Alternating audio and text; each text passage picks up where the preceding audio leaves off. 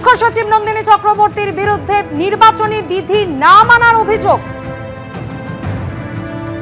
মুখ্য সচিব নন্দিনী চক্রবর্তী আজ দুপুর ৩টের মধ্যে তাকে দিল্লিতে নির্বাচন সদনে ডেকে পাঠানো হয়েছে। নির্বাচনী বিধি না মানার অভিযোগ এসেছে তার বিরুদ্ধে। আরো বিস্তারিত আমাদের জানাবেন প্রতিনিধি রুমা পাল আমাদের সঙ্গে রয়েছেন। রুমা, কি খবর? দেখো, মুখ্য সচিবকে দিল্লিতে তলব করা হয়েছে, নির্বাচন কমিশনে তলব করা হয়েছে এবং আজকে দুপুর ৩টের মধ্যে তাকে নির্বাচন কমিশনের সামনে উপস্থিত হতে হবে। কি কারণ এর আগে আমরা দেখেছিলাম যে নির্বাচন কমিশন থেকে চিঠি এসেছিল মুখ্য সচিবের কাছে এবং একাধিক যে নির্বাচন কমিশনের যে তারা যে নির্দেশ দিয়েছিল সেগুলো অমান্য করা হয়েছিল বলে জানানো হয়েছিল। কি সেই নির্দেশ ছিল? এর আগে আমরা দেখেছি 2 ইআরও এবং 2জন এইআরও বিরুদ্ধে এফআইআর দায়ের, 2জন এইআরও বিরুদ্ধে এফআইআর দায়ের করার কথা বলা হয়েছিল। সেটা কিন্তু এফআইআর দায়ের করেনি রাজ্য। কেন করা হয়নি সেটা কিন্তু রীতিমতো কমিশনের নির্দেশকে অমান্য করা হয়েছিল, এমনটাই জানানো হয়েছিল।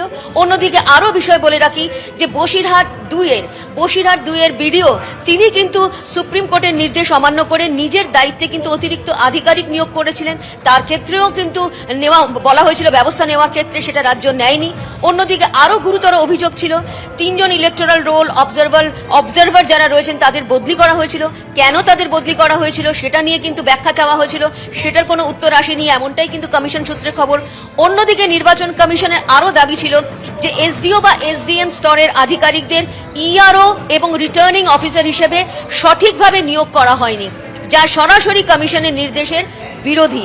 কমিশনের তরফে এই নিয়ে কিন্তু 9 ফেব্রুয়ারি বিকেল 3টের মধ্যে একটা কমপ্লায়েন্স রিপোর্টও তলব করা হয়েছিল এবং তারপর দেখা যাচ্ছে যে মুখ্য সচিবকে দিল্লিতে তলব করা হলো।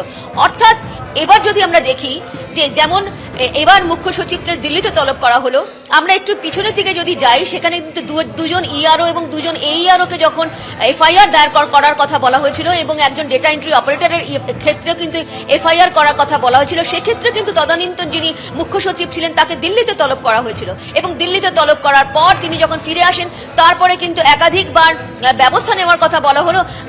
এফআইআর এর কথা কিন্তু করা হয়নি রাজ্যের তরফ থেকে।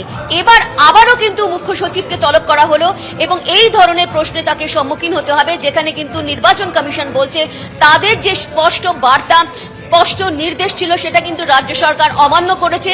কেন অমান্য করেছে এবং এখন কি স্ট্যাটাস রয়েছে সেই সমস্ত রিপোর্ট অবশ্যই তার কাছ থেকে জানতে চাওয়া হবে। রুমা, তুমি আমাদের সঙ্গে থাকো। যে বড় খবরের দিকে আমাদের নজর রয়েছে, আজ দুপুর 3টের মধ্যে দিল্লিতে কমিশনের সদর দপ্তরে রাজ্যের মুখ্য সচিব নন্দিনী চক্রবর্তীকে হাজির হতে হবে, এমনই নির্দেশ দিয়েছে জাতীয় নির্বাচন কমিশন। আজ দুপুর 3টের মধ্যে তাকে হাজির হতে হবে।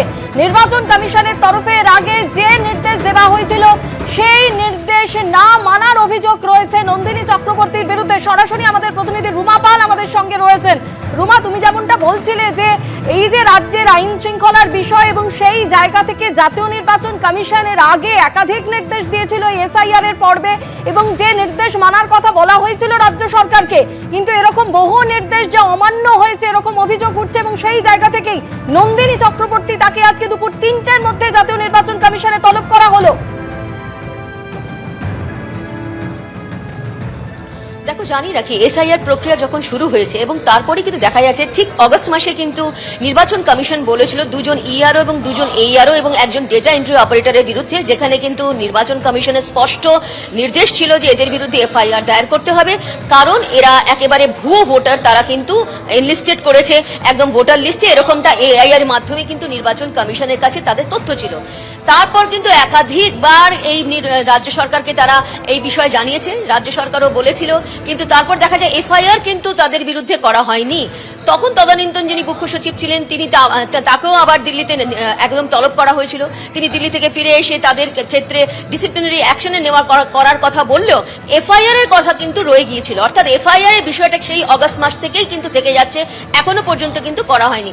অর্থাৎ নির্বাচন কমিশনের যে স্পষ্ট বার্তা বা নির্দেশ ছিল সেটা অমান্য করা হয়েছিল।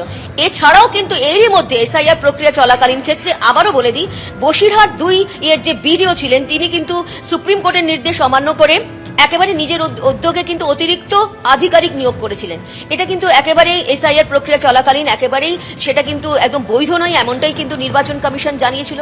সেক্ষেত্রে কেন করা হয়েছিল এবং তার বিরুদ্ধে কোনো ব্যবস্থা নেওয়া হয়নি কেন?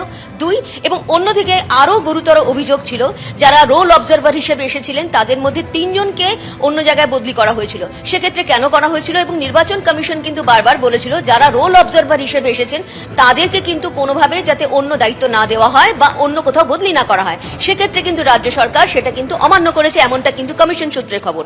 অন্যদিকে নির্বাচন কমিশনের তরফ থেকে বলা হয়েছিল এসডিও বা এসডিএম স্তরের যারা আধিকারিক রয়েছে তারা ইআরও বা রিটার্নিং অফিসার হিসেবে সঠিকভাবে নিয়োগ করা হয়নি। এবিপি আনন্দ, এগিয়ে থাকে, এগিয়ে রাখে।